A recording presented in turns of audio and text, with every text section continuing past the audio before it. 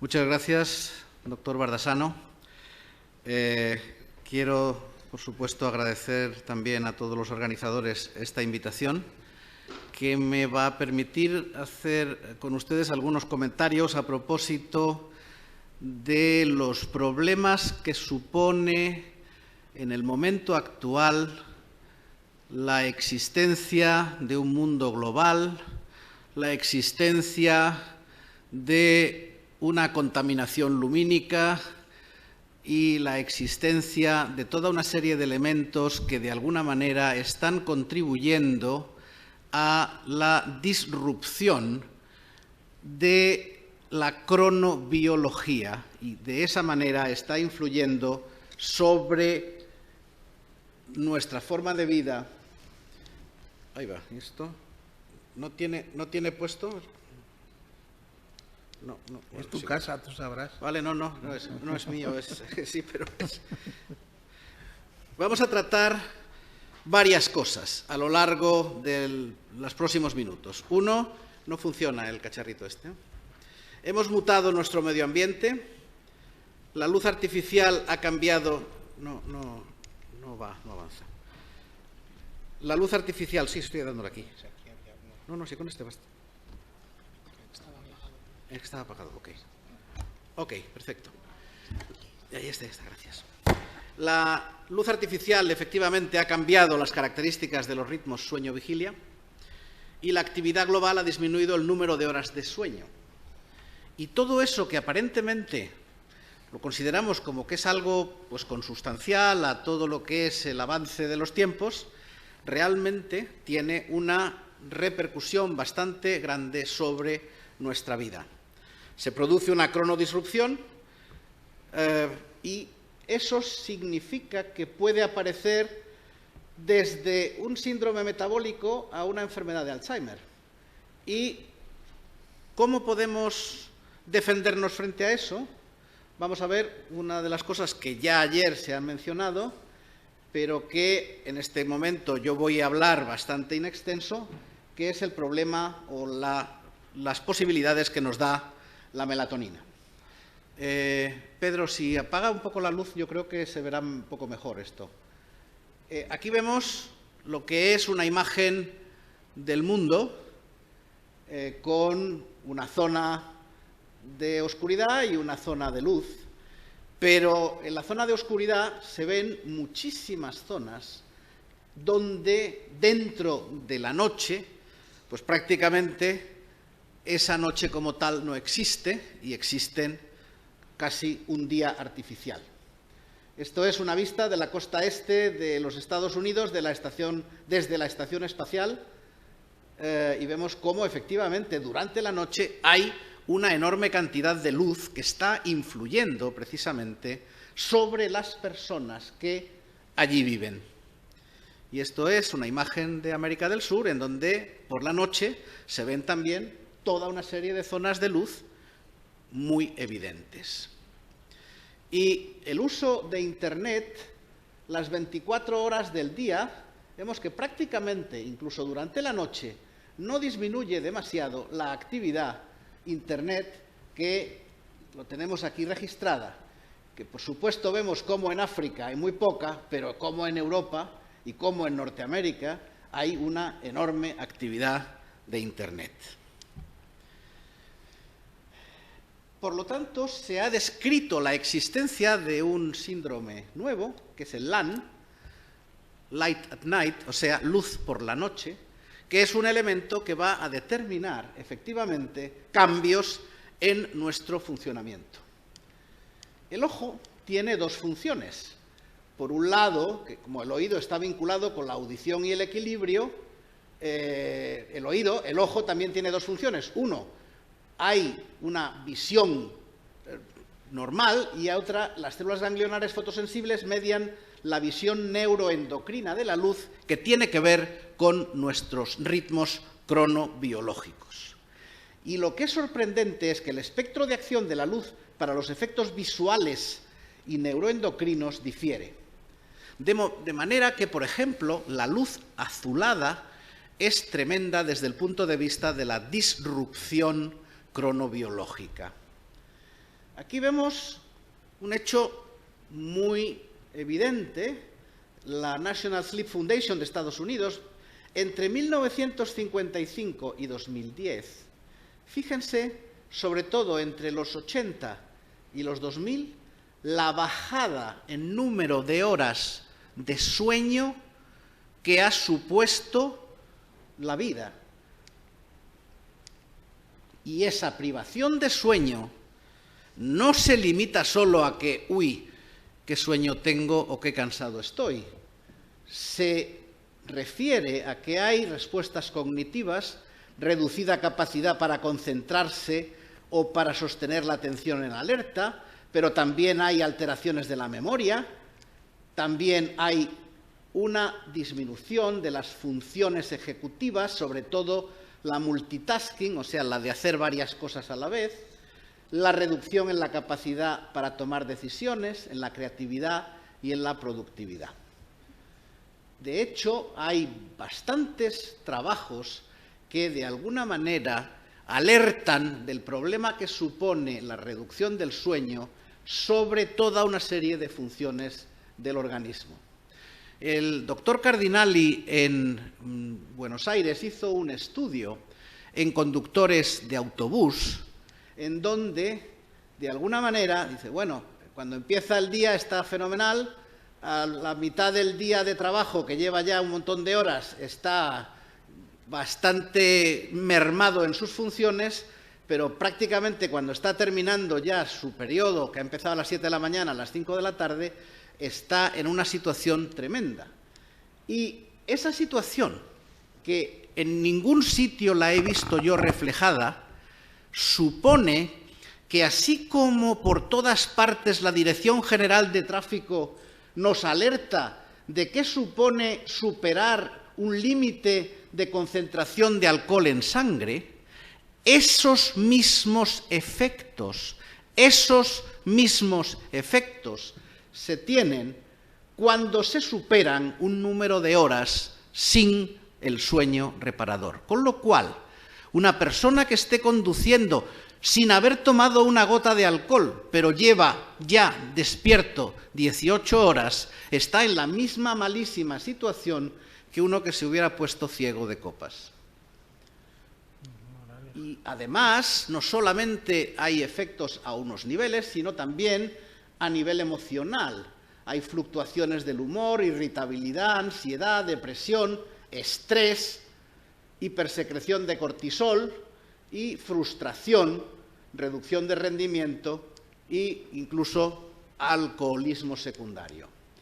Hay toda una serie de secuelas somáticas que tienen que ver con la disminución del sueño, desde alteraciones gastrointestinales hasta aparición de diabetes tipo 2, ¿quién lo hubiese imaginado hace poquísimo tiempo?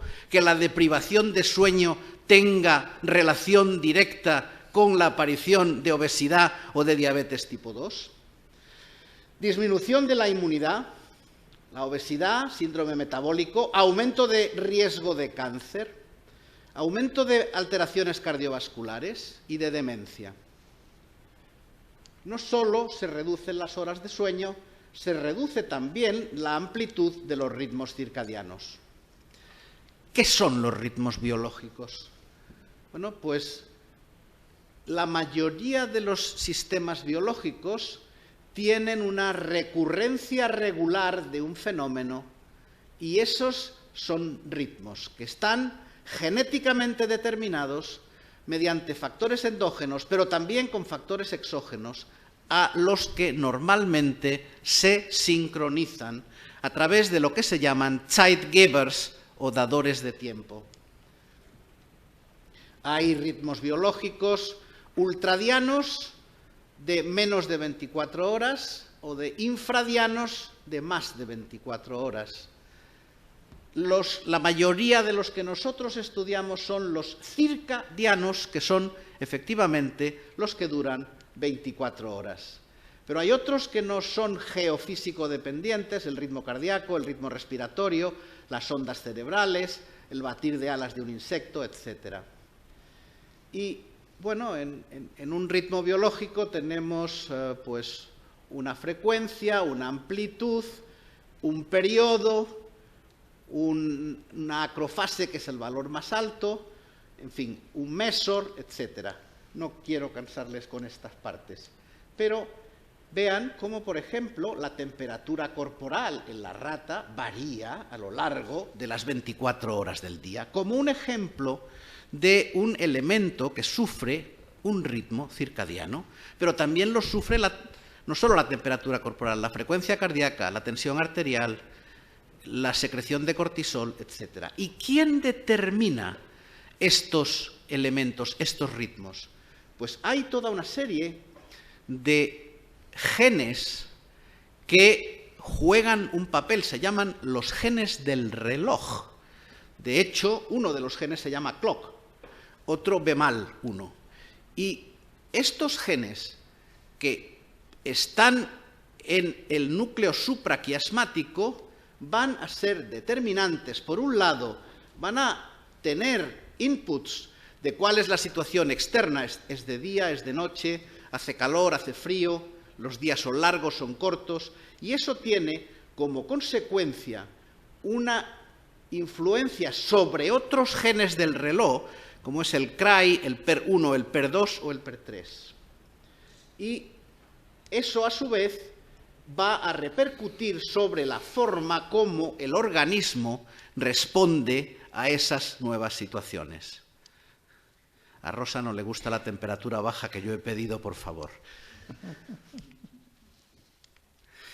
Entonces, tenemos normalmente un marcapasos central, que es el núcleo supraquiasmático, que tiene toda esa serie de genes del reloj que van a determinar una serie de salidas neurales, una de las cuales es uno de los protagonistas de la historia de esta tarde, que es precisamente la melatonina. Pero también hay una influencia a través del cortisol o del sistema nervioso autónomo sobre prácticamente todos los órganos de la economía, de forma y manera que la relación luz-oscuridad, los contactos sociales, la actividad-reposo y la alimentación van a influir sobre esos genes del reloj, y eso va a influir a su vez sobre el funcionamiento, de manera que vamos a tener una relación sueño-vigilia que, como acabo de decir hace un momento, está reduciendo la parte de sueño cada vez más. Por otro lado, los ritmos endocrinos también se afectan, la temperatura corporal, la actividad alimentaria, etcétera, etcétera, etcétera. Entonces, tenemos un elemento que he dicho antes, que nos sirve no solamente para ver, como es el ojo, sino nos sirve también para captar si es de día o es de noche, y eso se va a transmitir al núcleo supraquiasmático y se va a transmitir también al nervio central y a la pineal. Y esta va a producir melatonina, que a su vez va a informar. La melatonina se produce durante la oscuridad y va a informar a todos los órganos de la economía de que es de noche y que tienen que dormirse. Bueno, pues la disrupción de este ritmo sueño-vigilia, que genera además una desincronización del sistema circadiano, va a asociarse con una disfunción metabólica. Y de hecho, esta desincronía de los relojes centrales altera el apetito, genera depresión, facilita la inflamación que tenemos tanto mayor cuanto más viejos somos, pero que también se potencia por muchos elementos y que es especialmente elevada en situaciones de enfermedades de tipo las que aparecen con la edad.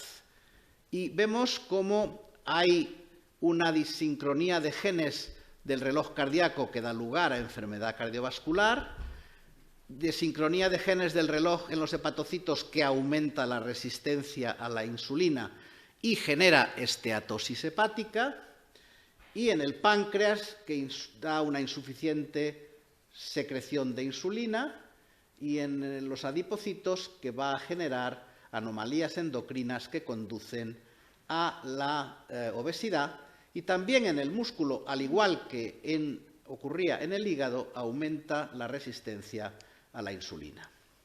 O sea, que piensen, para una expectativa de vida de 76 años, hace poco, eso significaba 50 años de vigilia, 20 años de sueño lento y 6 años de sueño REM.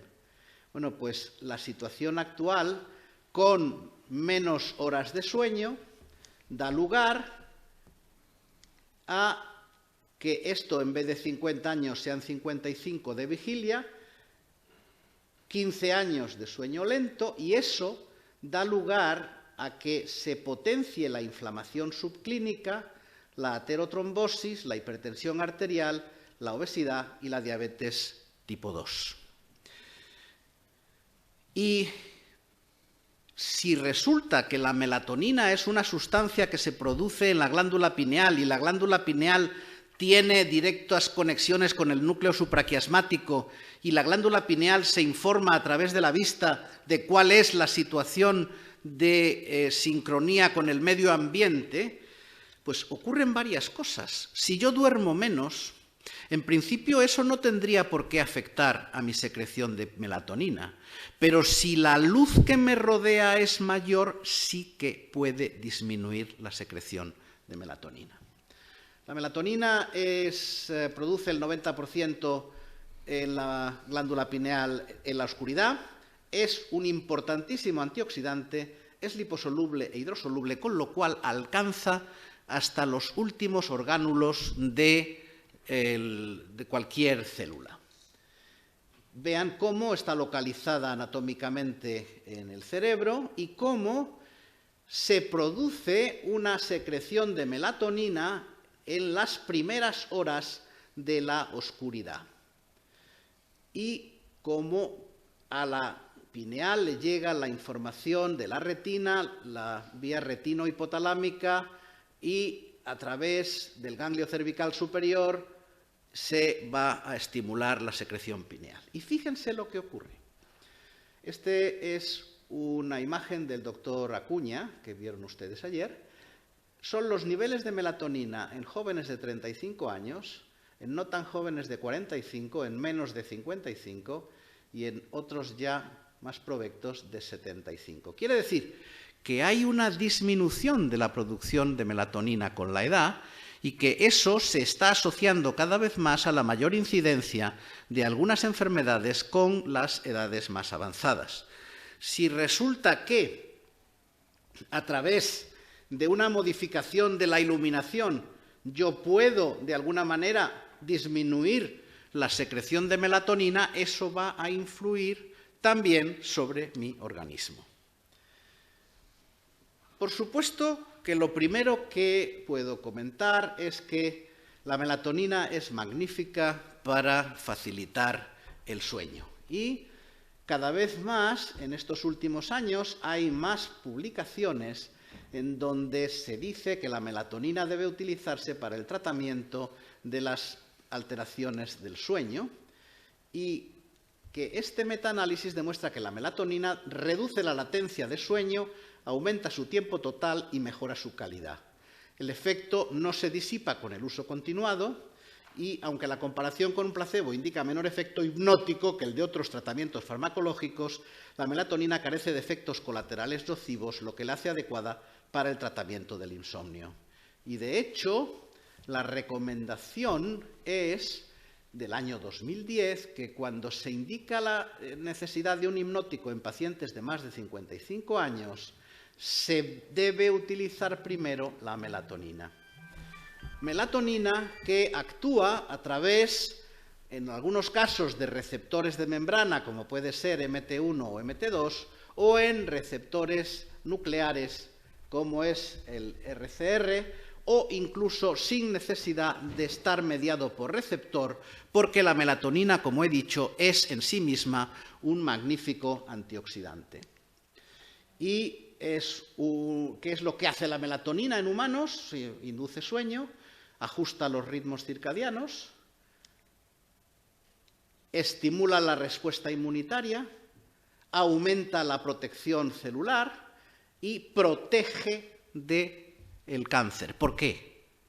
Porque es un antioxidante.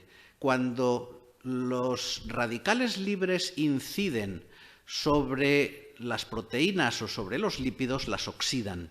Pero cuando inciden sobre el DNA, lo mutan y, por lo tanto, la oxidación del DNA determina una cierta situación de carcinogénesis. Y en este caso tienen un efecto antiproliferativo y además, por el efecto antioxidante, determinan una disminución muy marcada de esta mutabilidad. Esto es simplemente así a bote pronto la cantidad de efectos que hacen la melatonina a nivel del organismo, pero que básicamente todos se basan en la capacidad que tiene la melatonina de eliminar los radicales libres, tanto de forma directa como potenciando los sistemas de antioxidación endógenos del organismo, la catalasa, la superóxido dismutasa, etcétera, etcétera. Y fíjense, si yo lesiono el núcleo supraquiasmático de monos, vean, normalmente el mono tiene un ritmo sueño, negro, vigilia, blanco, sueño, negro, vigilia, blanco. Pero si le rompo el núcleo supraquiasmático, fíjense, ¿cuál es la situación? A partir de ese momento hay periodos de sueño de 1 hora, luego un periodo de actividad de otra hora o de media hora, luego otra vez sueño, en fin, no existe un ritmo circadiano, un ritmo actividad, descanso, como nosotros lo entendemos. Y vemos cómo la melatonina, digo, es capaz de inducir sueño, de modificar los ritmos circadianos. Y la forma como lo hace es produciéndose en la glándula pineal, vertiéndose a la sangre, actuando de nuevo sobre el núcleo supraquiasmático, pero sobre todo sobre órganos y tejidos. Fíjense, si yo pido a una persona que haga una serie de funciones a lo largo del día, estos son 24 horas, ¿de acuerdo? Entonces, por la mañana tiene un pico de máxima performance psicomotora, pues probablemente sobre a las 3 de la tarde aquí. Pero fíjense, ya por la noche empieza a disminuir la función. Tiempo de reacción para cualquier cosa, lo mismo. A partir de las 10 de la noche disminuye mucho el tiempo, o sea, aumenta el tiempo de reacción, disminuye la efectividad. Si yo le digo a una persona, vamos a ver, tienes que contar hacia atrás, tienes que hacer lo mismo durante el día, muy bien, y a partir de 1 hora de la noche disminuye mucho esto. Fíjense, el 90% de los desastres que han ocurrido en la Tierra, inducidos por el hombre, incluyendo Chernóbil, Fukushima, la verdad, fue otra cosa, pero porque no estuvo inducido por el hombre, sino por el maremoto, etcétera, pero Chernóbil ocurren a las 4, a las 5 de la mañana. ¿Por qué? Porque ahí no estamos en una época en que tenemos muy poca capacidad de tomar decisiones para hacer cosas. Con lo cual, es muy importante, lógicamente, poder combatir esa situación y evitar, de alguna manera, que tengamos que trabajar, si yo soy piloto de líneas aéreas, depende también a qué hora vaya llevando el avión y a qué hora aterrice yo en una ciudad, ¿voy a aterrizar en las mejores condiciones o no? Yo también soy piloto y he hecho unos estudios con los pilotos de Iberia en donde los he hecho en el mes de diciembre y enero. Cuando volvíamos de México y aterrizábamos en Madrid a las 6 de la mañana, todavía no había amanecido. Por lo tanto, los pilotos estaban con unos niveles muy altos de melatonina. Yo en su momento, si se hace ahora en primavera o en verano, no pasa nada, porque a las 4 de la mañana sale el sol, le pega directamente al piloto en los ojos, le frena la producción de melatonina y llega a Madrid en excelentes condiciones, pero en invierno no. Yo propuse en su momento, no me han hecho ni puñetero caso, que se iluminase el cockpit durante un cierto tiempo, precisamente antes de aterrizar, para evitar ese problema. Vean cómo, por otro lado, si resulta que yo estoy recibiendo parte de mi información para ajustarme a los ritmos circadianos a través de la vista, si soy ciego total, o sea, si no pillo nada de luz ni nada, entonces existe la posibilidad de que mis ritmos no estén ajustados a un Zeitgeber, que es precisamente el ritmo luz-oscuridad, y que funcionen de forma libre, lo que se llaman free running. Y en esas circunstancias, los ciclos ya no son de 24 horas, sino que suelen ser de 25 horas o 25 horas y media, casi 26. Aquí ven ustedes qué le pasa a un ciego total, cómo se va a la cama cada día 1 hora más tarde de lo que le corresponde. ¿Por qué? Porque su ritmo es de 25 horas y pico, con lo cual cada día se retrasa 1 en su ajuste. Y llega momentos en que tiene una vida que está al revés, porque tiene la actividad durante la noche y tiene el sueño durante el día. Si le doy melatonina a 1 hora determinada, ajusto perfectamente el ritmo de sueño, porque es la melatonina, como he dicho antes, la señal que hace que ese organismo sepa que es de noche y que se tiene que dormir. Y una de las maneras como la propia melatonina actúa es disminuyendo la temperatura corporal, con lo cual eso le está diciendo también al resto de los tejidos y sistemas del organismo, oye, que es de noche, duérmete. Y fíjense, esto es lo que les pasa a los pilotos. Cuando vuelan hacia el oeste no pasa nada, se produce un desfase, pero normalmente ese desfase no genera graves problemas. Pero fíjense cuando se vuela al este. Cuando se vuela al este se desestructura totalmente la arquitectura del sueño y la arquitectura del descanso y la actividad. Con lo cual, cuando hacíamos los vuelos a Tokio, los pilotos no estaban en las mejores condiciones 24 o 48 horas después de aterrizar allí para volver a coger el avión y volvernos de vuelta. Así que, efectivamente, la melatonina se puede utilizar en situaciones de jet lag, y el jet lag se acompaña de fatiga, de cefaleas, de insomnio, de irritabilidad, de pérdida de apetito. ¿Qué es el jet lag? Es una alteración del ritmo circadiano. ¿Motivado por qué? Por un vuelo transmeridiano. Pero hay otras muchas razones por las que se puede también inducir situaciones de disrupción cronobiológica, incluyendo lo que son los trabajos en turnos. Y hay una cosa también interesante, que el ajuste es más rápido cuando volamos al oeste porque estamos alargando el día y nuestros ritmos free running son de 25 o 26 horas, que cuando nos vamos al este, que estamos acortando los días, con lo cual estamos haciendo el doble de disrupción endocrina. De manera que si yo vuelo hacia el oeste 8 horas, tardo 8 días en ajustarme, 1 día por cada hora. Si vuelo hacia el este es 1,5 días por cada hora de desfase.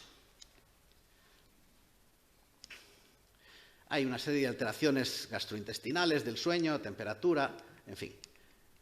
Pero fíjense, lo que yo quiero traerles, sobre todo hoy, a su consideración es que hay una alteración de los ritmos cronobiológicos y que uno de los efectores más importantes dentro de los ritmos cronobiológicos es precisamente la melatonina.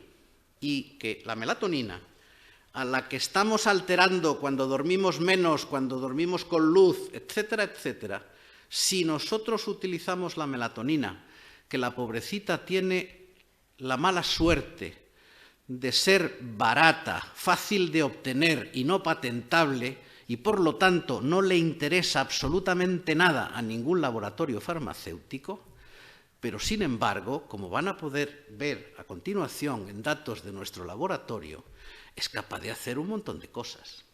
Fíjense, uno de los problemas que está asociado a una serie de enfermedades degenerativas, pero también al envejecimiento, es la activación de la inflamación por una activación del NF-κB, que va a determinar, bueno, pues desde la potenciación de citoquinas, la potenciación de proteínas de fase aguda o de quimioquinas, o de moléculas de adhesión o de factores de crecimiento o de inmunoreceptores, etc. Bueno, pues fíjense, nosotros hemos utilizado varios modelos experimentales. Uno es el de la rata vieja de 24 meses, que equivale a 70 años en la especie humana, y otro, como esperar 24 meses es muchísimo tiempo y muchísimo dinero para hacer experimentos, nos fuimos a un ratón, que es el SAMP8, que con 10 meses, fíjense, ya está hecho un desastre. Este tiene 10 meses, igual que este, pero este es un ratón más o menos normal y con 10 meses está muy bien y este ya está, el pobre, casi más para allá que para acá.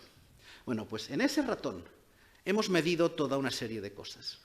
Por ejemplo, hemos medido TNF-alfa y vean, el ratón de la izquierda, olvídense de ellos porque es el control y ese en principio tiene pocas variaciones, pero fíjense, del TNF-alfa de un ratón de 2 meses al de 10 meses, fíjense, más que se ha duplicado TNF-alfa y más que se ha duplicado interleuquina 1, que es un elemento favorecedor de inflamación. Bueno, pues si lo trato con melatonina, a ese ratón de 10 meses, miren a dónde se me va TNF-alfa o interleuquina 1, prácticamente a los niveles que tiene un ratón joven. Y si en vez de TNF-alfa vamos a medir hemoxigenasa, que está midiendo situaciones de oxidación, también disminuimos de forma dosis dependiente con melatonina esa hemoxigenasa. Y si vamos a ver INOS, que es la óxido nítrico inducible que está relacionada con la inflamación y que también está muy incrementada en los ratones viejos de 10 meses, fíjense qué bajada cuando yo le doy melatonina. Pero no se piensen que la melatonina baja todo lo que pilla por delante. No, en absoluto.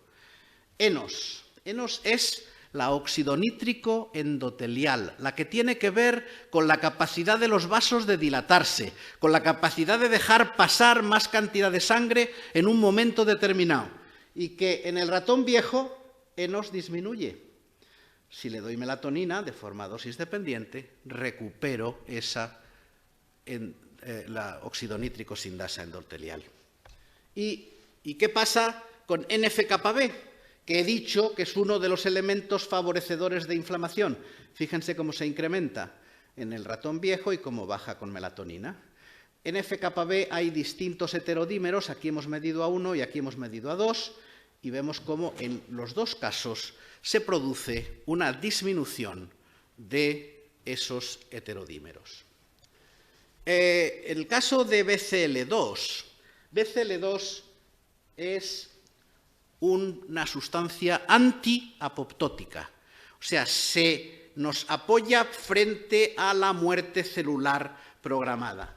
Bueno, pues BCL2 en el ratón SAMP8 disminuye con la edad, pero de forma marcadísima. Lo recuperamos con melatonina estupendamente. A ver, esto es...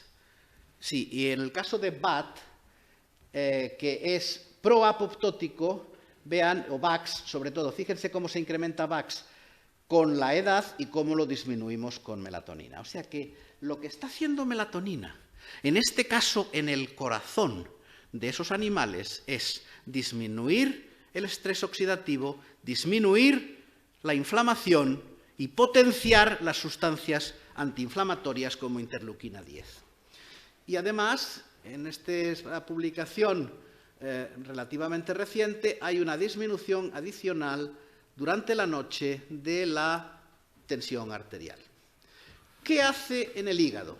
Pues mire, con el hígado, según la rata, en este caso son ratas macho viejas, va subiendo la edad, 2 meses, 12 meses, 18 meses, 24 meses, aumenta el contenido celular de lipoperóxidos. ¿Por qué?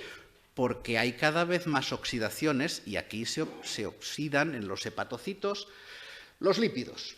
Y también se produce un incremento de óxido nítrico al medio y de monóxido de carbono al medio. Y tanto uno como el otro van a estar mediados su acción por el GMP cíclico. Bueno, pues cuando eso ocurre, con la edad lo que va a pasar es que el hígado produce cada vez menos ATP. ¿Ustedes han intentado alguna vez en su vida ponerse al lado de un niño de 8 años y decir, voy a hacer lo que haga ese niño?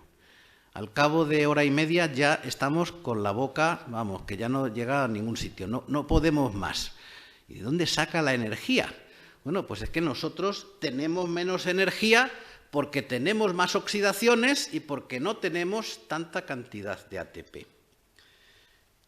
Entonces, ¿qué pasa cuando yo trato con melatonina a una rata vieja? Por ejemplo, el monóxido de carbono disminuye, los lipoperóxidos disminuyen. Vamos a ver, esto es la rata joven, esto es la rata vieja y esto es la rata vieja, pero tratada crónicamente con melatonina. Y hay un hecho que es muy simpático.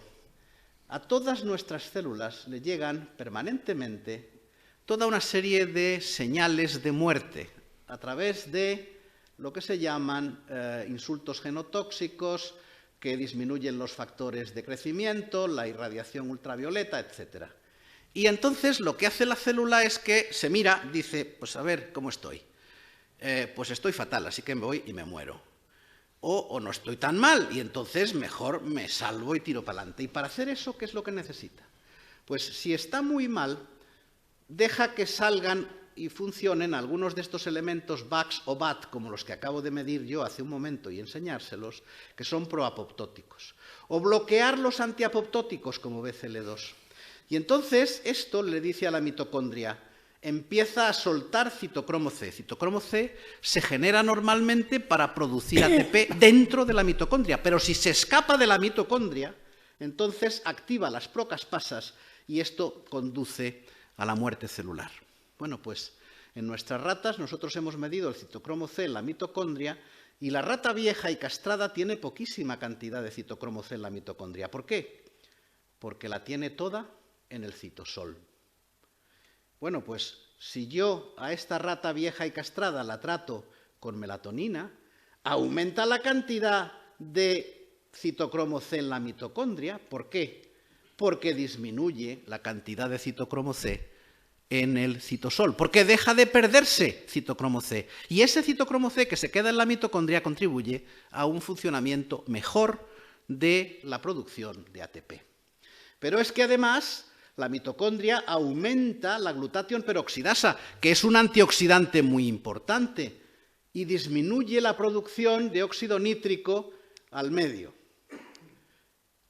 Nosotros nos planteamos hace algunos años de qué forma, cuando se hace un trasplante de un órgano, y en este caso del hígado, el problema grave que existe no es mantener ese órgano más o menos durante un cierto tiempo sin sangre, etcétera, que eso se consigue muy bien. El problema es cuando se vuelve a enchufar a la sangre y la sangre llega de nuevo, porque entonces genera lo que se llama un fenómeno de isquemia-reperfusión que libera enormes cantidades de radicales libres y en muchas ocasiones eso llega a matar al órgano.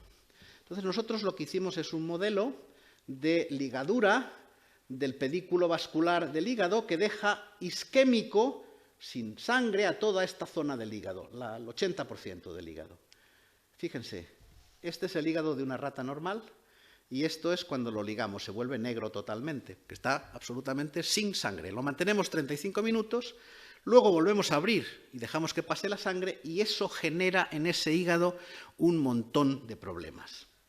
¿Y qué hemos hecho? Estudiar histológicamente la aparición de macroesteatosis. Vemos cómo la macroesteatosis es muy baja en el animal sin operar. Cuando lo operamos a las 36 horas sube muchísimo, pero si lo trato con melatonina, disminuye, pero muchísimo. Y con la microesteatosis, igual. Fíjense, La melatonina por boca disminuye muchísimo. Los infartos disminuyen también. Las transaminasas que suben, tanto la AST como la ALT, disminuyen con el tratamiento con melatonina. Pues todo eso, de alguna manera, me está diciendo que soy capaz, con melatonina también, de evitar la lesión que se produce en isquemia-reperfusión precisamente por la liberación de los radicales libres. Pero, fíjense, es que además, a nivel del páncreas, cuando yo tengo un ratoncito pequeño de 2 meses, la cantidad de insulina que se produce en el nivel, a nivel del plasma es baja, 4,72, mientras que cuando el animal es viejo tengo 3 veces más, casi 15. ¿Por qué? Porque hay resistencia a la insulina. Bueno, pues eso, fíjense, el animal joven produce una cantidad de insulina en el páncreas que se disminuye en el viejo, la glucosa se mantiene igual y el índice OMA, sin embargo, aumenta. Vamos a ver, ¿qué está ocurriendo? Está ocurriendo de entrada que como hay resistencia a la insulina, necesita subir la insulina para poder seguir haciendo el mismo efecto. Bueno, pues si yo le doy melatonina, fíjense, a ese animal viejo que tiene niveles de insulina en plasma de 15, baja a 4,62. Aumenta la producción de insulina por el páncreas y disminuye el índice OMA. Quiere decir que lo que está haciendo la insulina, la melatonina, es disminuir la resistencia a la insulina y, por lo tanto, facilitar la actuación de la insulina. Eso me está explicando por qué cuando se alteran los niveles de melatonina al producirse alteraciones motivadas por la contaminación lumínica, etcétera, eso tiene una trascendencia mucho mayor de la que uno se puede imaginar. Bueno, y en esa situación de animal viejo, ¿cómo es el estrés oxidativo a nivel del páncreas? Pues fíjense, este es el estrés oxidativo del páncreas del ratoncito joven y este es del ratón viejo.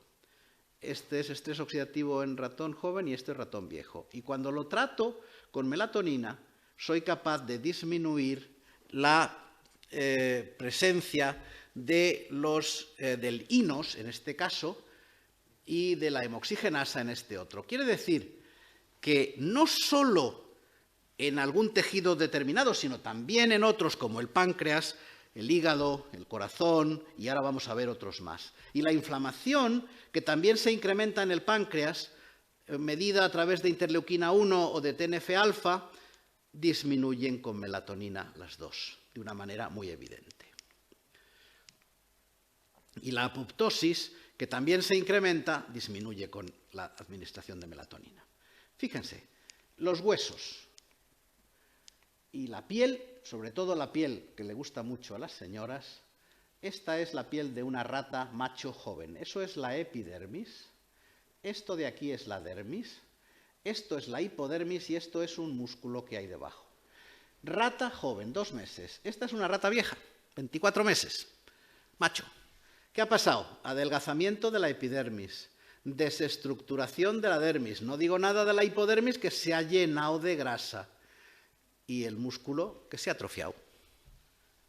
Bueno, pues si le pongo melatonina, fíjense cómo he mejorado la situación. También en este caso con hormona de crecimiento, pero no es el caso. La melatonina es capaz de mejorar esta piel, fíjense, a este nivel. Y si medimos de una manera muy detallada alguna serie de cosas, como el BCL2 en los lomos en la rata, vemos cómo se produce un incremento con el tratamiento con melatonina, o sea que protege de la apoptosis que hay en esa piel. Y los lipoperóxidos disminuyen con la melatonina.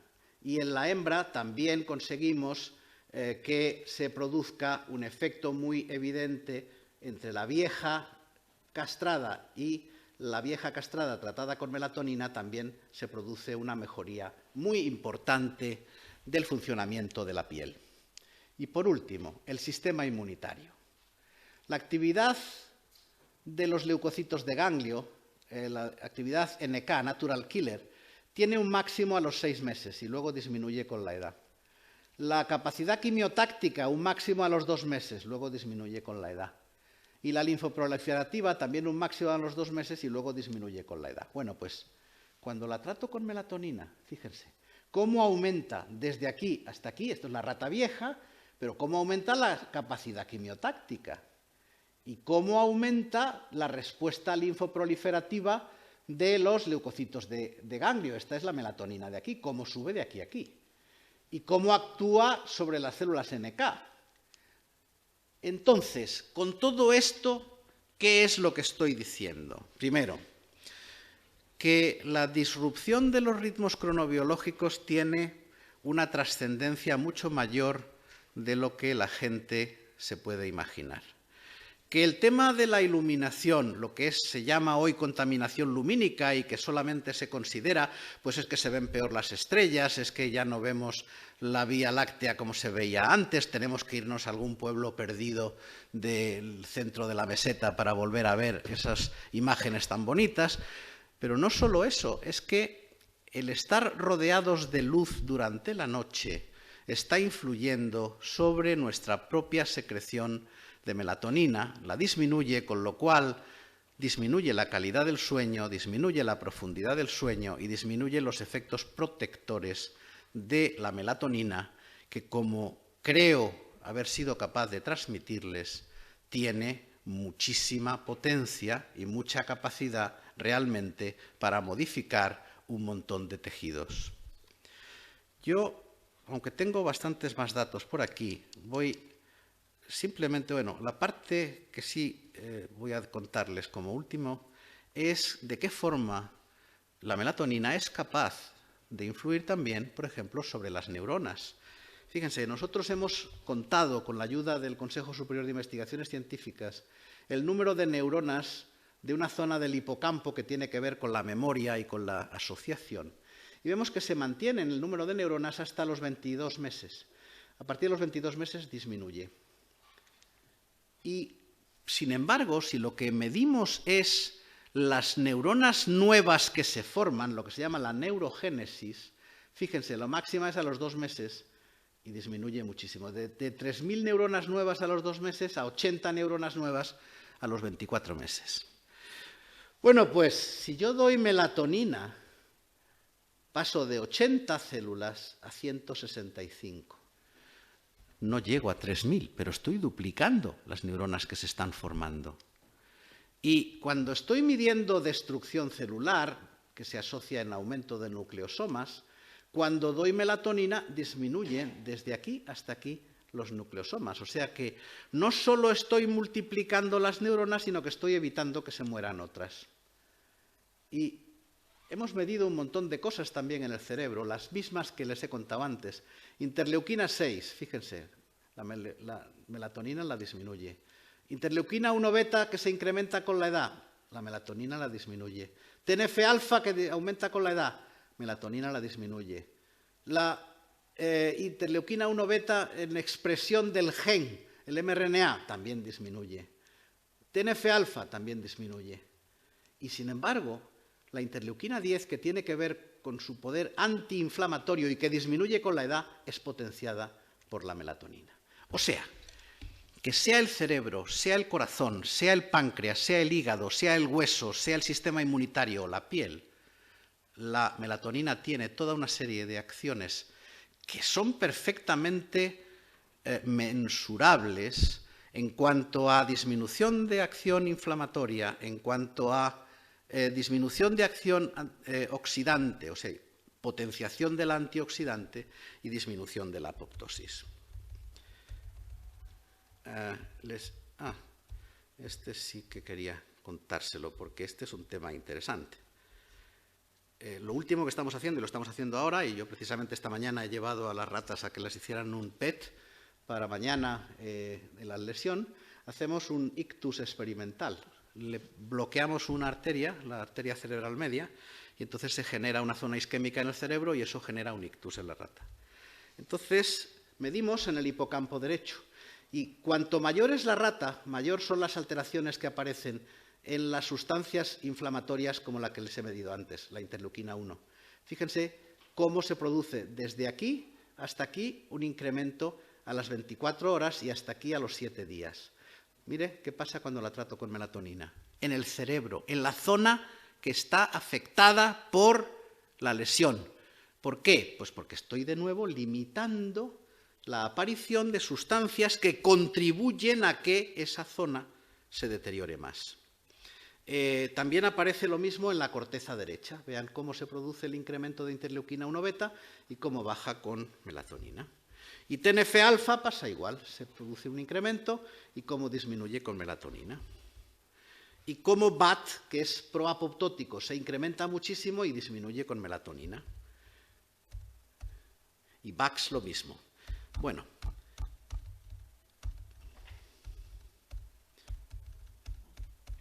Esta parte ya no se lo cuento y me voy directamente a contar la parte final. Es, por un lado, como les dije al principio, la deprivación de sueño conduce a obesidad. La obesidad conduce a diabetes. La combinación de las dos y en una serie de elementos dan lugar incluso hasta la aparición de enfermedad de Alzheimer. O sea que piensen cómo la disrupción de los ciclos, la disminución de las horas de sueño y el incremento de la contaminación lumínica tiene efectivamente toda una serie de efectos muy importantes. Fíjense. ¿Para qué cosas se está usando hoy día también la melatonina? Pues mire, para la fibromialgia, para el cansancio crónico, para el shock séptico, para la epilepsia maligna. ¿Qué tienen que ver unas cosas con otras? Todas tienen un incremento de estrés oxidativo tisular y de inflamación. Pero, ¿y si la doy tópicamente? Pues protección frente a radioterapia y frente al sol. ¿Por qué?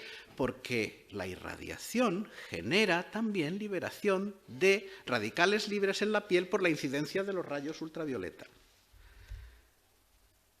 Eso me da lugar a llegar a las conclusiones y es que la iluminación artificial está cambiando las horas de sueño y los ritmos circadianos.